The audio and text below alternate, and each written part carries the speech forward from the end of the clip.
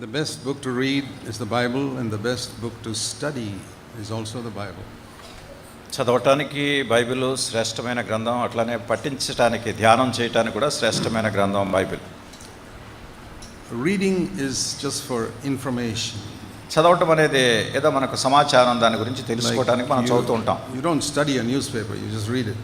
చూడండి, ఒక వార్తాపత్రిక ఉందనుకోండి, దాన్ని మనం పఠించం, అంటే దాని గురించి ధ్యానం చేయం, కానీ చదువుతాం అంతే. Many people read the Bible like that. చాలామంది ఈ బైబిల్ కూడా వార్తాపత్రిక చదివినట్టుగానే చదువుతారు. And then they don't understand what the Bible says. తద్వారా బైబిల్ ఏం చెప్తుందో అనే సంగతి వాళ్ళకి గ్రహింపు లేకుండా ఉంటుంది. See, even though I know English, there are many words in the English language I don't know. English భాష నాకు తెలిసినప్పటికీ ఇంగ్లీష్ భాషలో ఉన్నటువంటి అనేకమైన పదాలు నాకు తెలియవు. Some difficult words.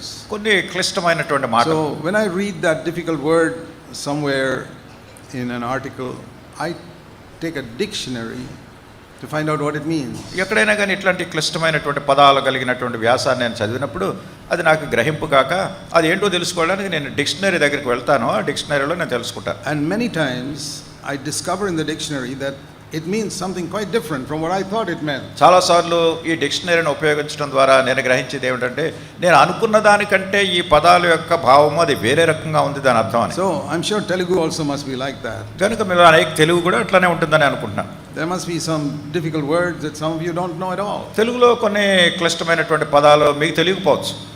And if you read it somewhere, you think it means something, but it doesn't mean that. మీరు ఎక్కడో ఏదో ఆ మాటలు చదివినప్పుడు అది ఏదో దాని భావం అని మీరు అనుకుంటారు, కానీ దాని అసలైన అర్థం వేరే ఉంటుంది.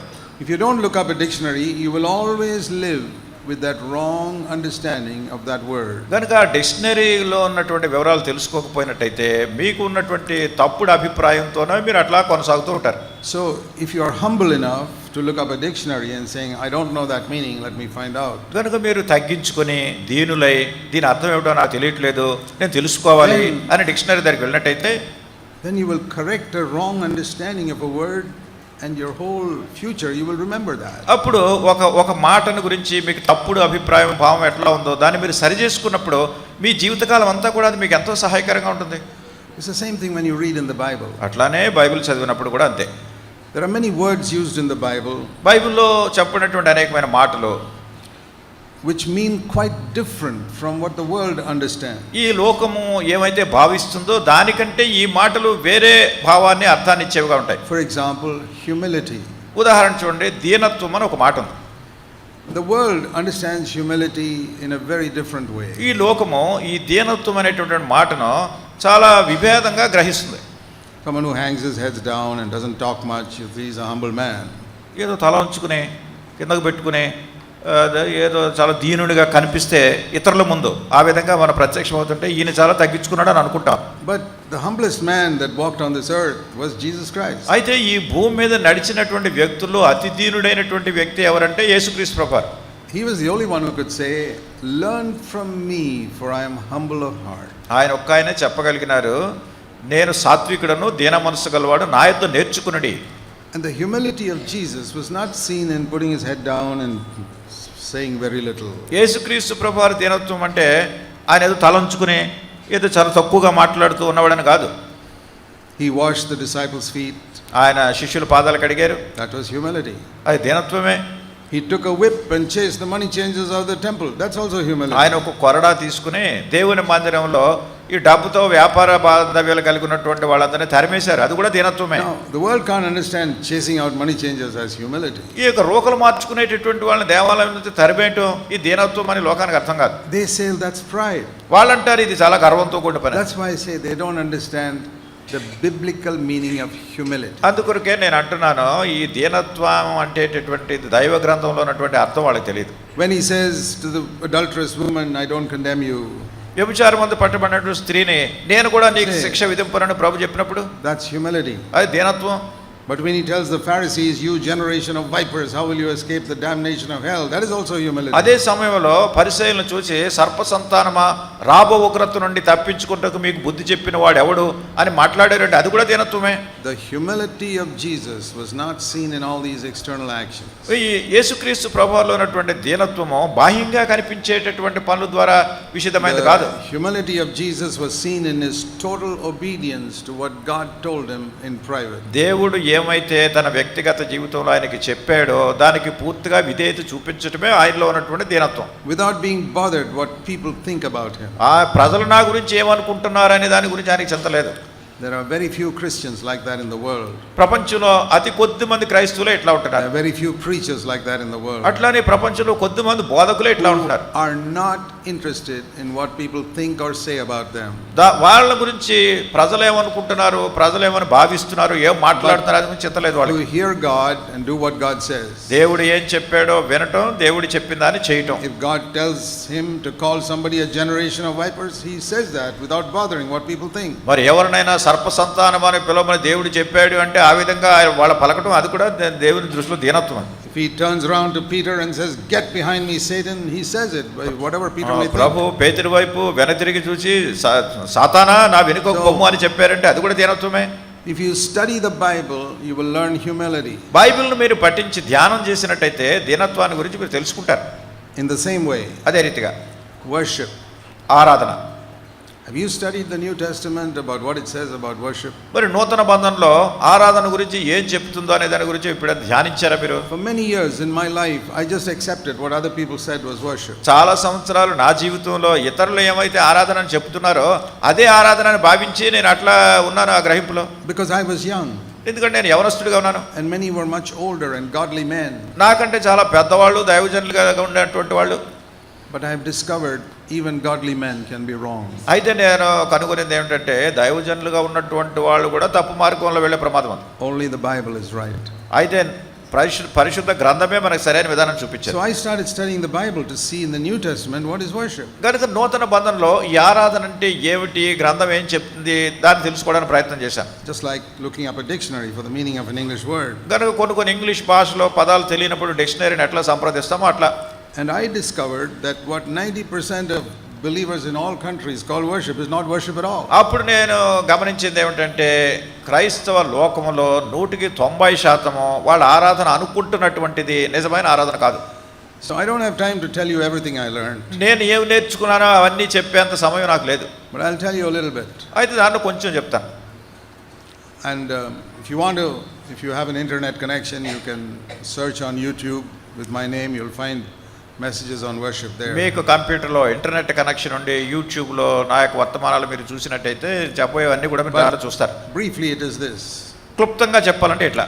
In our communication with God, there are 4 stages. మనం దేవునితో సంభాషించేటటువంటి విధానంలో 4 మెట్లు ఉన్నాయి. The first is prayer. మొదటిది ప్రార్థన. That's why we begin even our salvation. We ask for forgiveness. అప్పుడే అందుకే మనం రక్షణను గురించి మొట్టమొదటిగా ప్రభువును క్షమాపణ గురించి ఆయన అడుగుతాం. And throughout our life we need prayer. We got to ask God. మన జీవితకాలం అంతట్లో కూడా ఈ ప్రార్థన అవసరం. ఎప్పుడు ప్రభువును అడుగుతూ ఉండాలి. We ask God for help. ప్రభువును సహాయం చేయమని అడుగుతాం. We ask God for healing. స్వస్థత కావాలని అడుగుతాం. We ask God for power. శక్తి కావాలని ఆయన అడుగుతాం. Many earthly things, spiritual things. అనేకమైనటువంటి భూ సంబంధమైన విషయాల్లోనూ పర సంబంధమైన విషయాల్లోనూ కూడా ప్రభువును అడుగుతాం. That is prayer. అది ప్రార్థన. And we all must pray.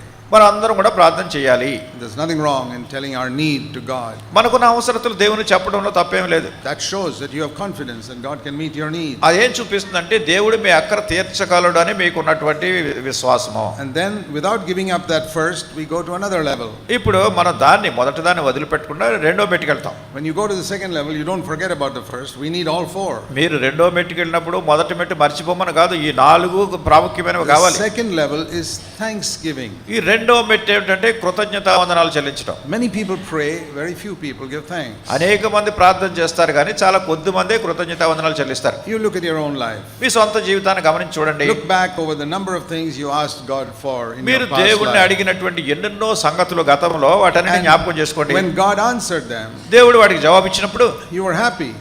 చాలా సంతోషం వచ్చింది మీకు. But did you go to God and say, "Lord, thank you for answering my prayer"? అయితే మీరు మళ్ళా వెనుదిరిగి ప్రభు దగ్గరికి వెళ్ళి, ప్రభు నీకు జవాబు ఇచ్చినందుకు నీకు వందనాలు చెల్లిస్తున్నానని చెప్పారా? Does God want it? అది దేవునికి కావాలా? I'll tell you. చెప్తాను మీకు. There were 10 lepers who came to Jesus once. ఒకసారి యేసుక్రీస్తు ప్రభు దగ్గరికి 10 మంది కుష్ఠరోగులు They వచ్చారు. all came to that first step of prayer. వాళ్ళందరూ కూడా ఈ మొదటి మెట్టు ప్రార్థనతో వచ్చారు. Lord, heal us. ప్రభు మమ్మల్ని స్వస్థపరచు. They all got healed. వాళ్ళందరికీ స్వస్థత కలిగింది. How many came back to the second step? మళ్ళీ రెండో మెట్టుకి ఎంతమంది వచ్చారు? Do you remember? జ్ఞాపకం ఉందా? 1. ఒక్క ఆయన వచ్చాడు. 10 people prayed, 1 person came back to give thanks. 10 మంది ప్రార్థన చేశారు, కానీ కృతజ్ఞతావందనాలు చెల్లించడానికి ఒక్క వ్యక్తి వెనక్కి వచ్చాడు. Today among Christians it is even less than that. మరి ఈ రోజుల్లో క్రైస్తవ లోకంలో ఆ ఒక్క ఆయన కంటే ఇంకా తక్కువ మంది ఉన్నారు. I think 1 in 100 come back to give thanks to God. అంటే 100% దేవునికి వందనాలు చెల్లించడానికి తిరిగి వచ్చేటటువంటి వాళ్ళు. In thanksgiving I'm not thinking of my need. ఈ కృతజ్ఞత వందనాలు చెల్లించడం అనేది నా అక్కర్న గురించి ఆలోచించడం కాదు. I'm coming thanking God for what he's done for me. ఆయన నా కొరకు ఏం చేశారో దానికి వందనాలు చెల్లించడానికి ఆయన దగ్గరికి వస్తున్నాను. And sometimes it is good to have a little time where I'm not praying at all but only thanking God. కొన్నిసార్లు అసలు ప్రార్థనే మనం ప్రార్థన చేయడం మానేసి దేవుని కృతజ్ఞతావందనాలు చెల్లించడం చాలా మంచిది. Then we go to a third level. అప్పుడు మూడో మెట్లోకి వెళ్తాం. That is called praise. అదేంటంటే స్తుతించడం. What is the difference between thanksgiving and praise? కృతజ్ఞతావందనాలు చెల్లించడానికి స్తుతించడానికి భేదం ఏమిటి? In thanksgiving I'm thinking of what God has done for me. కృతజ్ఞతావందనాలు చెల్లించే దానిలో నేను ఏం చేస్తున్నానంటే దేవుడు నాకు ఏమైతే చేశాడో దాని గురించి ఆయనకు వందనాలు చెల్లిస్తున్నాను. Or for my family or for my church. లేకుంటే నా సంఘంలో కానీ నా కుటుంబంలో కానీ ప్రభు ఏం చేశారు, I'm saying thank you. గనుక దాని అంతటికి దేవునికి వందనాలు చెల్లిస్తున్నాను. In praise I'm not at all thinking of my need. మరి స్తుతించడం అనేది వచ్చినప్పుడు ఇంకా నా అక్కర గురించి ఆలోచించట్లేదు. I'm not praying. నేను ప్రార్థన చేయట్లేదు. I'm not even thinking of what God has done for me. దేవుడు నా కొరకు ఏం చేశాడని అది కూడా తలంచట్లేదు. Now I'm thinking of who God is. ఇప్పుడు అసలు దేవుడు ఎవరు అనేది అదే ఆలోచిస్తున్నాను నేను. And I'm praising him. ఆయన స్తుతిస్తున్నాను. You are holy. నువ్వు పరిశుద్ధుడివి. You're mighty. నువ్వు బలమైన వాడివి. You're sovereign. నువ్వు సార్వభౌముడివి. You love the world. నువ్వు లోకాన్ని ప్రేమించావు. You defeated Satan on the cross. సాతానుని సిలువ మీద ఓడించావు. You got wonderful plans for your people. నీ ప్రజల నిమిత్తమే అద్భుతకరమైన ప్రణాళిక కలిగి ఉన్నావు. And the angels tremble before you. మరి అనేకులు నీ ఎదుట వణుకుతూ ఉంటున్నారు. Holy, holy, holy. పరిశుద్ధుడు పరిశుద్ధుడు పరిశుద్ధుడు అని దగ్గరికి వస్తున్నారు. Lord God Almighty. నువ్వు సర్వశక్తిమంతుడైన దేవుడు. That's not prayer. అది ప్రార్థన కాదు. That's not thanksgiving. అది కృతజ్ఞతావందనాలు చెల్లించడం కాదు. Praise. అది స్తుతించడం. That's also something we need to do. అది కూడా మనం చేయవలసిన అవసరం ఉంది. Sometimes it is good to spend a little time only in praise. కొన్నిసార్లు కేవలం ప్రభువును స్తుతించడంలో మన సమయాన్ని గడపడం అనేది చాలా మంచిది. If we do only one of these, వీటిలో మీరు ఏదో ఒక్కటే చేస్తే that will be strong. That part of our body will be strong. మన దేహంలో ఆ భాగం అది స్థిరంగా గట్టిగా ఉంటుంది. If I have two legs and 2 hands, నాకు 2 కాళ్ళు 2 చేతులు ఉన్నాయి అనుకోండి, and I exercise only one hand, నేను ఒక్క చేతితోనే అభ్యాసం చేస్తున్నాను, సాధన చేస్తున్నాను. This hand will be very strong. ఈ చేతినే ఎంతసేపు This ఉపయోగిస్తాను. hand will be weak. అప్పుడు ఈ రెండో చేయి బలహీనం అయిపోతుంది. Legs will be weak. అట్లా కాళ్ళు బలహీనం అయిపోతాయి. That's how it is with many people. అట్లానే అనేక మంది దినాలు చేస్తున్నారు. Their prayer is very strong. ఎంతసేపు ప్రార్థనలో మాత్రం చాలా గట్టిగా They're ఉంటారు. always praying, give me this, give me that, do this for me. ఎంతసేపు ప్రార్థన ప్రార్థన ప్రార్థన, దేవుడు నాకు ఇది చెయ్యి అది చెయ్యి అది కావాలి ఇది కావాలి అంటే The చేస్తారు. other 3, they're weak in thanksgiving. మిగతా 3 కూడా కృతజ్ఞతావందనాలు చెల్లించడం బలహీనంగా ఉన్నారు. Very weak in praise. స్తుతించడంలో ఇంకా చాలా బలహీనంగా ఉన్నారు. And worship almost 0. ఈ ఆరాధన అనేది 0 ఉంటుంది చాలా వరకు. So 4th stage is worship. ఈ 4వ మెట్టు ఏమిటంటే ఆరాధన. Now how to understand what worship is? ఇప్పుడు ఈ ఆరాధన అంటే ఏమిటో చెప్పాలనుకుంటున్నాను. It's going beyond these other 3 stages. ఈ మిగతా 3 మెట్లని ఒకదాన్ని ఒకటి దాటి పైకి వెళ్ళిపోతుంది. So we must go to the Bible to understand what worship is. ఈ ఆరాధన అంటే ఏమిటో గ్రహించడానికి మళ్ళీ బైబిల్ దగ్గరికి వెళ్ళాలి మనం. Let me show you some verses. కొన్ని వచనాలు నేను చదివి వినిపిస్తాను. The first time the word worship comes in the Bible is Genesis chapter 22. మరి మొట్టమొదటిసారిగా బైబిల్లో ఆరాధన అనే మాట ఆదికాండము 22వ అధ్యాయంలో కనిపిస్తుంది. And it was spoken by the man of God Abraham. దైవజనుడైనటువంటి Abraham చెప్పినటువంటి మాట ఇది. He already had spoken to God for about 50 years. ఆయన ఇంచుమించు 50 సంవత్సరాలుగా దేవునితో మాట్లాడుతూ వస్తున్నాడు. He's not a newcomer. ఈ కొత్తగా వచ్చినవాడు కాదు ప్రభు దగ్గరికి. He had been called by God when he was 75. Now he's about 125. కనుక 75 సంవత్సరాల వయసులోనే పిలువబడ్డాడు. ఇప్పుడు 100 సంవత్సరాలు దాటి వచ్చింది. And he had spoken to God many times. అనేక సార్లు దేవునితో మాట్లాడాడు.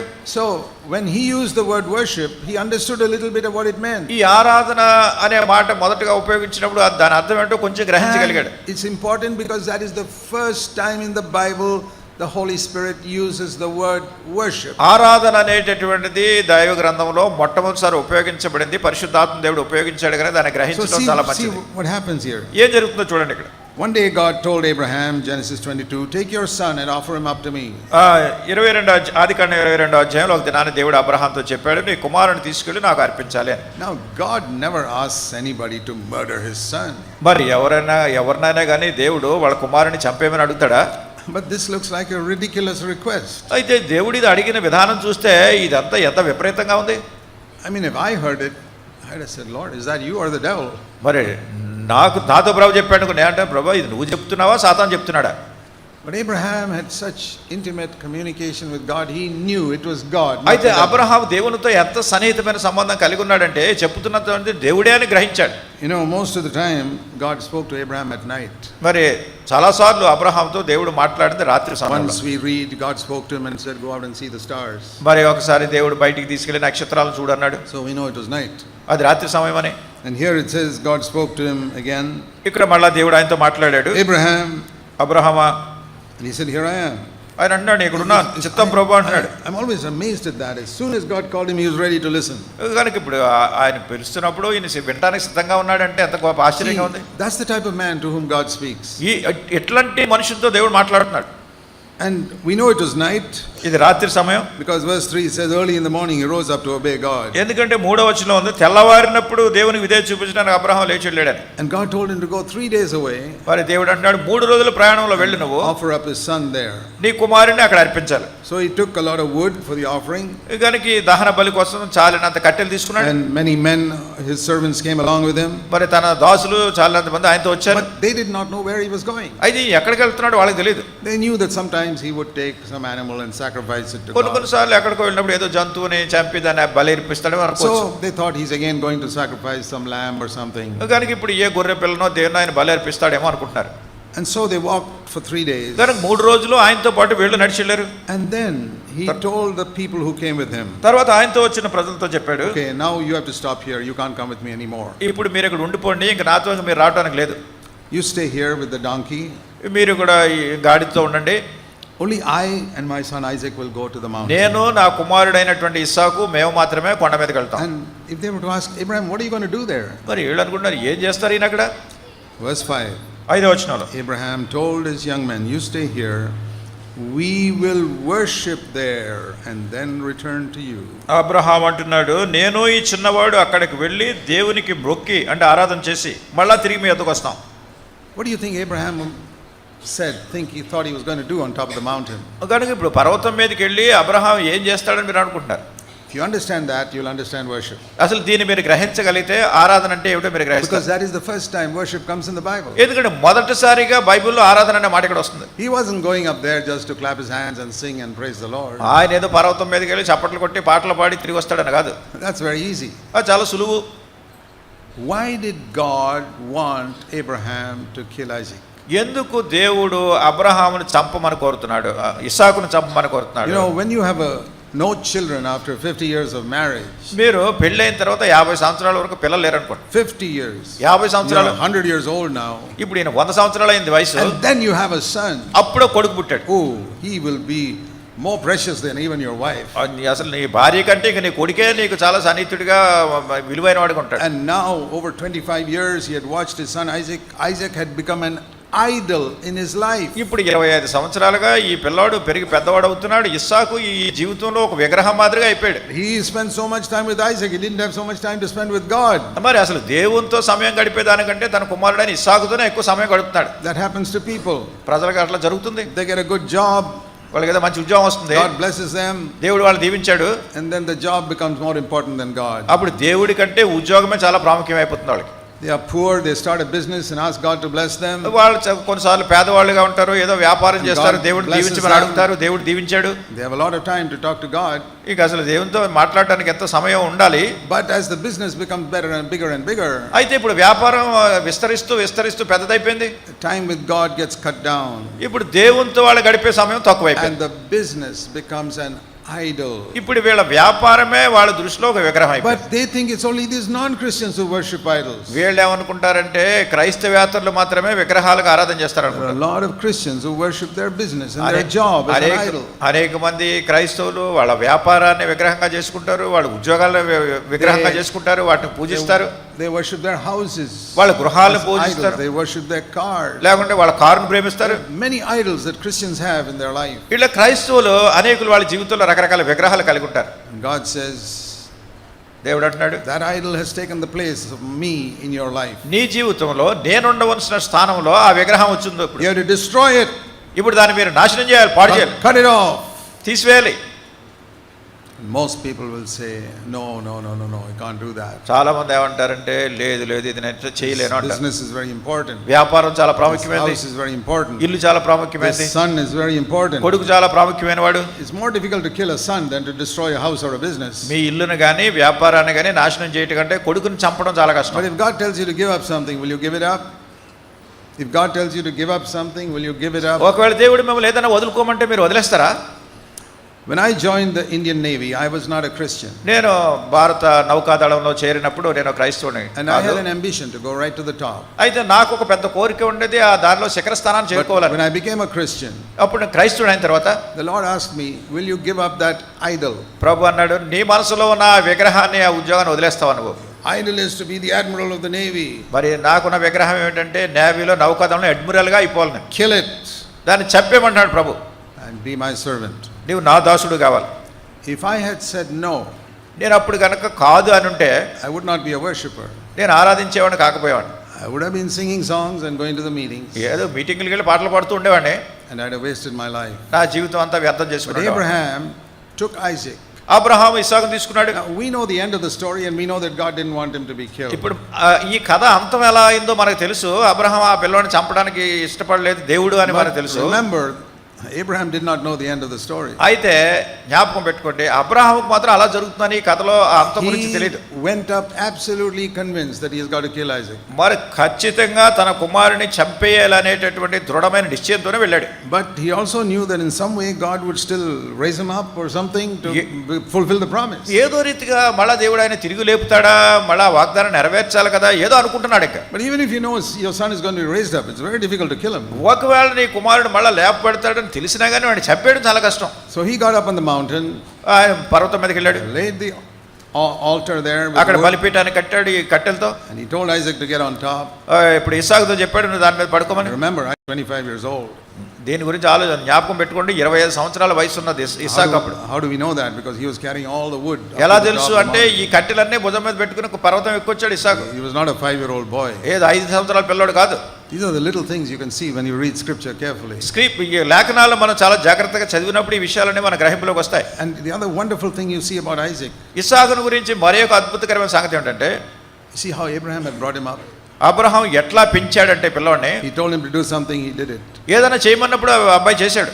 Supposing you tell your 25-year-old son, ఒకవేళ మీ 25 సంవత్సరాలు మీ కొడుకుతో మీరు చెప్తారు, lie down on this bed, I'm going to kill you. ఇప్పుడు నువ్వు దీని మీద ఈ కట్టెల మీద పడుకో, నేను చంపేస్తానంటే How many of your sons will say, yes daddy, I'll lie down here.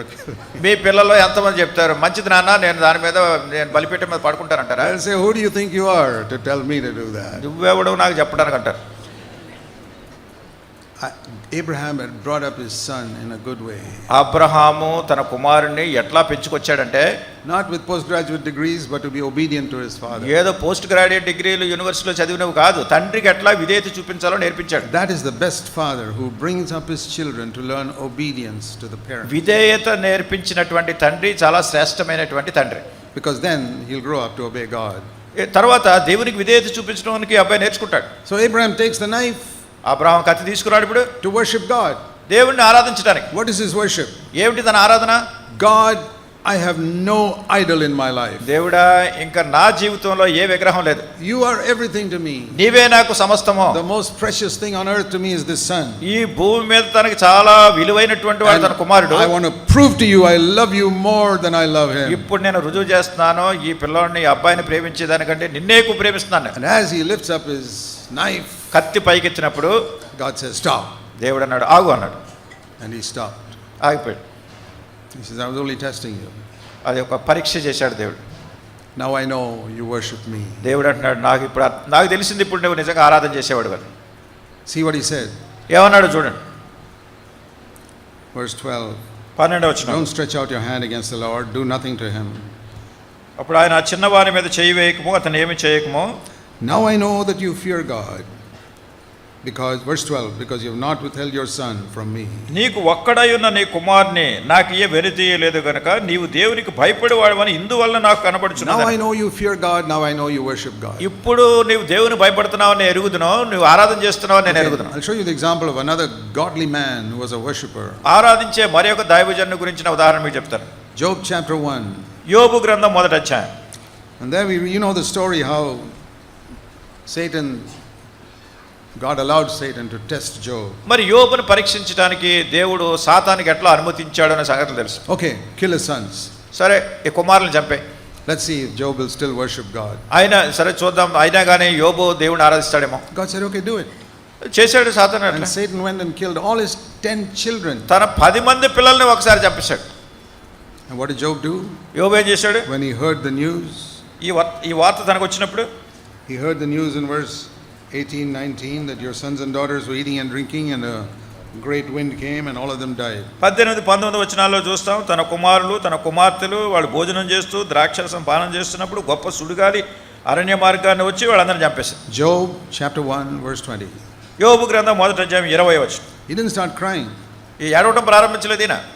He did not cry. He just bowed down and worshiped God. ఆయన ఏడవలేదు, తన తల వంచి దేవుని ఆరాధన చేస్తున్నాడు. And what did he say? ఏం చెప్తాం మనం? This is worship. ఇది ఆరాధన. When I came to this earth as a baby, I had nothing. ఆయన అన్నాడు, నేను భూమి మీదకి వచ్చినప్పుడు నేను ఏమి తీసుకురాలేదు. Verse 21. 21వ వచనంలో, I didn't even have clothes. నాకు బట్టలు కూడా లేవు. I came naked. నేను దిగంబరిగా వచ్చాను. One day when I die, ఒక దినాన్ని చనిపోయినప్పుడు, I can't take even 1 rupee with me. నాతో ఒక రూపాయి కూడా తీసుకుని పోలేను. Not even my clothes. నా బట్టలు కూడా తీసుకెళ్ళలేను. I'll go into the eternity without even my body. అసలు నా శరీరం కూడా లేకుండా నిత్యత్వంలో నేను ప్రవేశిస్తాను. When I came to the earth, everything I got in my earthly lifetime, the Lord gave. అయితే నేను భూమి మీద ఉన్నప్పుడు దేవుడా నువ్వు నాకు అన్ని ఇచ్చావు, భూ సంబంధమైన జీవితంలో సమస్తాన్ని అనిపించాను. My money, my business, my children. నాకున్నటువంటి డబ్బు, నాకున్న వ్యాపారం, నాకున్న పిల్లలు. If he gave it, he has the right to take it away. ఇప్పుడు ఆయన ఇచ్చినట్టయితే మళ్ళా తీసివేసుకునేటటువంటి హక్కు ఆయనకు ఉంది. If a landlord rents you a house, ఒకవేళ ఒక భూస్వామి తన ఇంటిని మీకు అద్దెకిచ్చాడు అనుకోండి, doesn't he have the right to give you notice to vacate it after a few months? కొన్ని నెలల అయిన తర్వాత దాన్ని ఖాళీ చేయమని చెప్పే హక్కు ఆయనకు లేదా? If you stay there, you're a thief. మీరు ఇంకా దానిలో ఉన్నట్టయితే మీరు దొంగ అవుతారు. Because it's not your house. ఎందుకంటే ఆ ఇల్లు మీది కాదు. He gave you a house to live in. He can take it back. మీరు ఉండటానికి ఆయన అద్దెకిచ్చాడు, మళ్ళీ తిరిగి తీసుకునే హక్కు ఉంది. Especially if he gave it to you free of rent. ప్రత్యేకంగా అసలు దానికి అద్దె కూడా లేకుండా ఊరికనే ఇచ్చాడంటే. So remember this. దానికి జ్ఞాపకం పెట్టుకోండి. Everything God gives us on this earth is a loan. భూమి మీద దేవుడు మనకి ఇచ్చే ప్రతిదీ కూడా మనకి ఏదో అప్పిచ్చినట్టుగా He gives it to you for your lifetime on earth. నీ జీవితకాలం అంతా భూమి మీద ఉండడానికి దేవుడు ఇస్తున్నాడు. If it is yours, అది నీదైతే you could take it to heaven. అది దీన్ని పరలోకానికి తీసుకుని వెళ్ళాలి. Your money which you earned is a loan from God. నీవు ఉపయోగిస్తున్నటువంటి డబ్బు దేవుడు ఇచ్చినటువంటి అప్పు. It's not yours. అది నీది కాదు. All that you earned, all that your business profited, నువ్వు సంపాదించింది, నీ వ్యాపారంలో వచ్చింది అంతా. Some of you have become very rich in money by your job and education. మీలో కొంతమంది మీరు చదివిన చదువులను బట్టి, మీరు కలిగి ఉన్నటువంటి ఉద్యోగాన్ని బట్టి ఎంతో అధికమైనటువంటి డబ్బు సమకూర్చుకున్నారు. It's possible many of you think that is mine. ఇది సాధ్యమే. చాలా మంది ఏమనుకుంటారంటే ఇది నాది, డబ్బు నాది అనుకుంటారు. You're a thief. నువ్వు దొంగవి. It's not yours. అది నీది కాదు. 1 Corinthians 10:26 says everything on the earth belongs to God. మొదటి కొరింథీ 10వ అధ్యాయం 27వ వచనంలో ఈ భూమి మీద ఉన్న సమస్తము దేవునికి చెందింది. Everything. సమస్తం. Your money, your bank account. నీ డబ్బు, నీ బ్యాంక్ అకౌంట్ అన్ని. If you believe it belongs to God, అది దేవునికి చెందిందని మీరు నమ్మితే then you're a worshipper. అప్పుడు మీరు ఆరాధకుడే. You can say like Job, I came to this earth naked. యోబు వలె మీరు కూడా చెప్పగలుగుతారు, నేను దిగంబరిగా వచ్చాను ఈ లోకంలోనికి. I was not an engineer or a doctor or any such thing when I came to this earth. ఈ భూమి మీదకి వచ్చినప్పుడు నేను ఒక ఇంజనీర్ని కాదు, ఒక డాక్టర్ని కాదు, ఇట్లాంటిది ఏం కాదు. I could have been born with a brain defect like other children. వేరే కొంతమంది పిల్లలు మెదడులో వ్యాధి వచ్చి ఎలా ఉంటారు పిల్లలు, ఒకవేళ అట్లా పుట్టుండవచ్చు. Then I would not even have finished first standard. నేను అలా పుట్టుంటే నేను అసలు మొదటి తరగతి కూడా చదివేవాడు కాదు. God gave me intelligence. అయ్యి దేవుడు నాకు జ్ఞానం ఇచ్చాడు. God gave me health. దేవుడు ఆరోగ్యం ఇచ్చాడు, and I could earn a lot of money. నేను ఎంతో డబ్బు సంపాదించగలిగాను. It's not mine. ఇది నాది కాదు, It's God's. ఇది దేవుంది. He allows me to use it.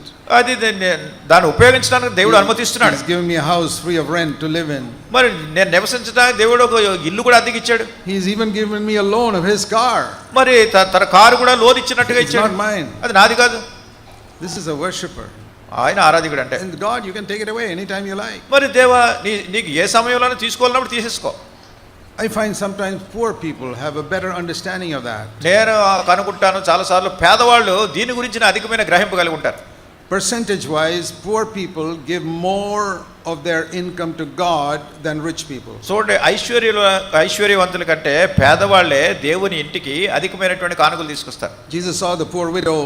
యేసుక్రీస్తు ప్రభువు పేద విధవరాలు చూసినప్పుడు 2 mites. 2 కాసులు వేసింది. That was worship because that's all she had. అదే ఆరాధన, తనకు ఉన్నదంతా తీసుకొచ్చి అక్కడ వేసింది. There were many rich Pharisees who were dropping a lot of money in the offering box. మరి చాలా మంది ధనికులైనటువంటి పరిసయ్యులు ఎంతో డబ్బు వేస్తున్నారు ఆ పెట్టెలో. Jesus called his disciples and said, "You see that widow? మరి యేసు ప్రభువారు శిష్యులతో అన్నారు, ఆ విధవరాలు చూసారా మీరు? She gave more than what is already in that box from all the rich people here." ఈ ధనవంతులందరూ ఆ పెట్టెలో వేసిన దానికంటే, దానిలో ఉన్నదాని అంతటికంటే ఈ పేద విధవరాలు వేసిందే ఎక్కువ అన్నారు. Preachers and elders count the money. మరి బోధకులు లేకుంటే పెద్దలు ఆ డబ్బులు లెక్క పెడుతున్నప్పుడు and they favor the rich people because the rich people give money. ధనికులు సాధారణంగా ఎక్కువ డబ్బు ఇస్తారని వాళ్ళకి పక్షపాతం చూపిస్తుంటారు. Jesus never cared for them. యేసుక్రీస్తు ప్రభువు వాళ్ళ గురించి ఎప్పుడు పట్టించుకోలేదు.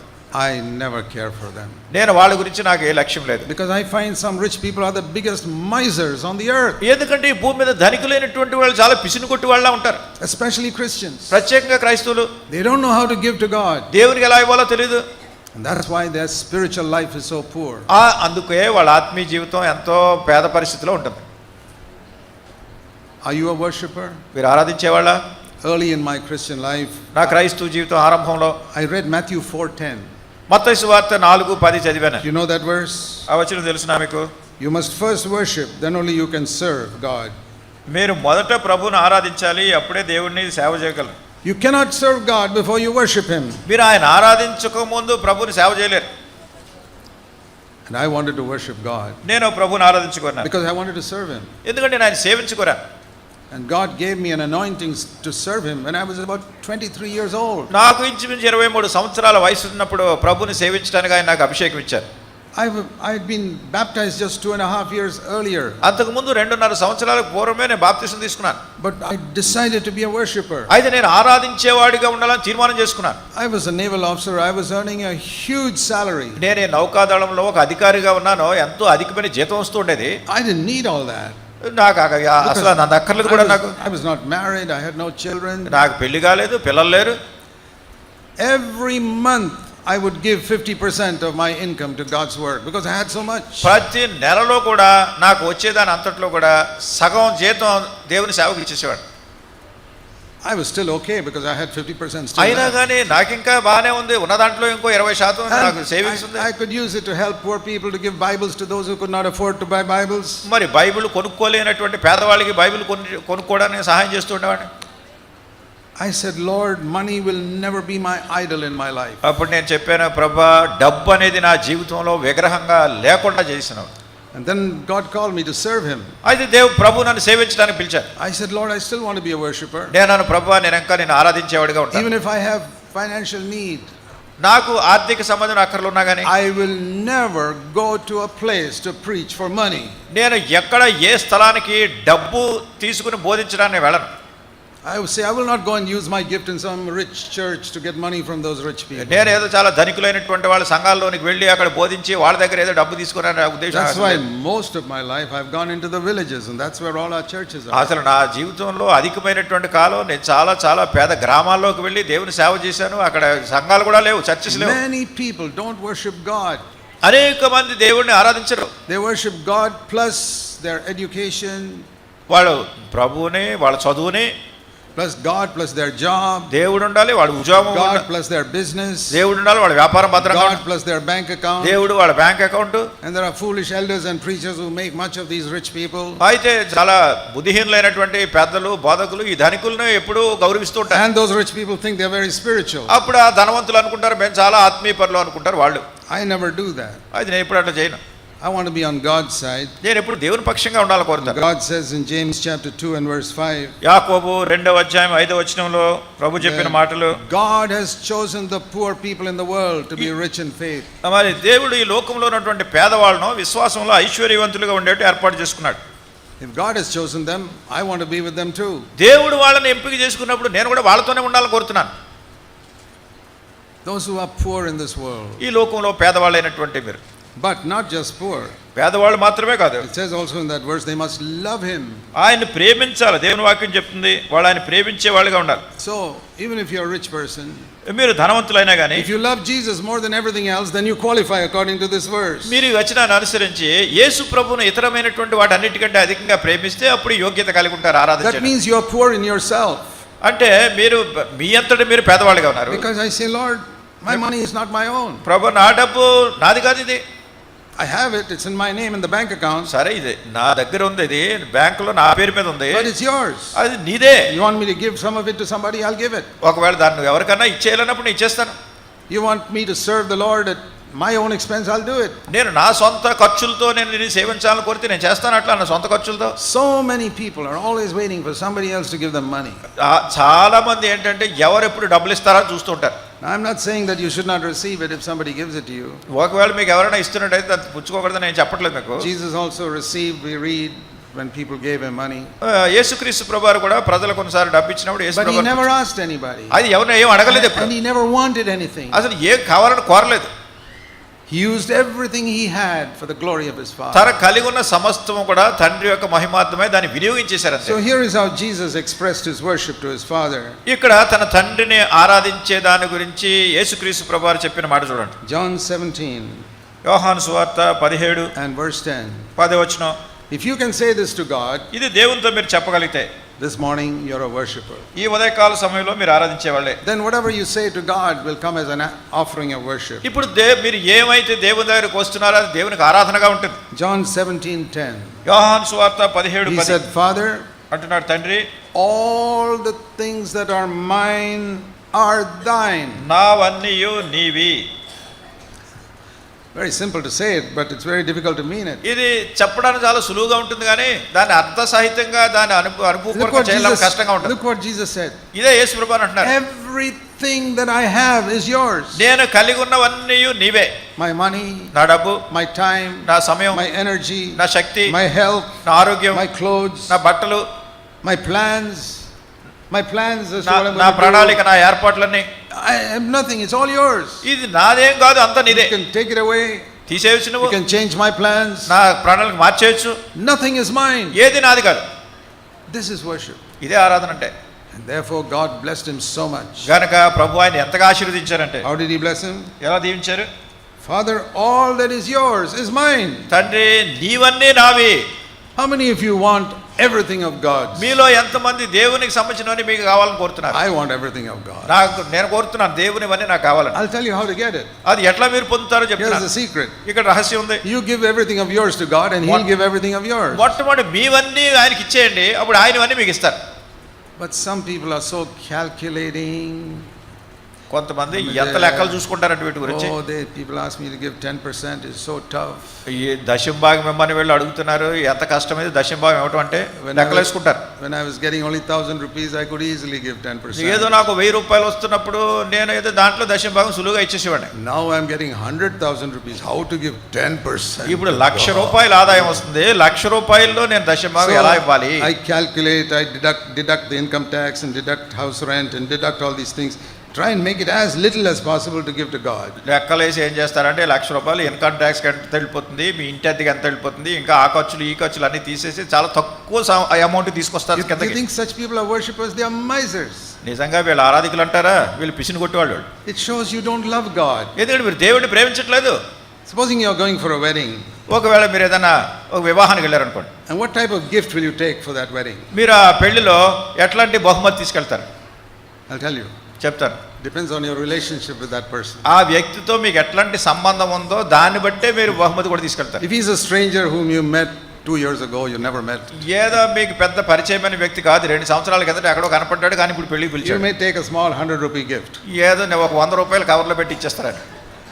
But supposing it is your son's wedding, ఒకవేళ అది మీ కుమారుడి పెళ్ళి అనుకోండి, will you calculate what should I give?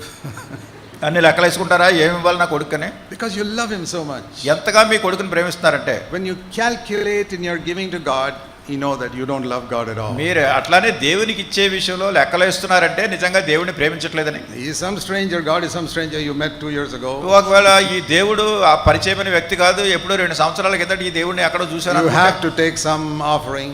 అప్పుడు ఏదో ఒక చిన్న కానుక Just తీసుకెళ్ళి, like you have to take a gift for a wedding. ఏదో పెళ్లికి ఎట్లా బహుమతి తీసుకెళ్ళాడు. So just to look nice, you give. ఏదో చాలా బాగానే చక్కగానే కనిపించి చేశారు, ఇచ్చారు.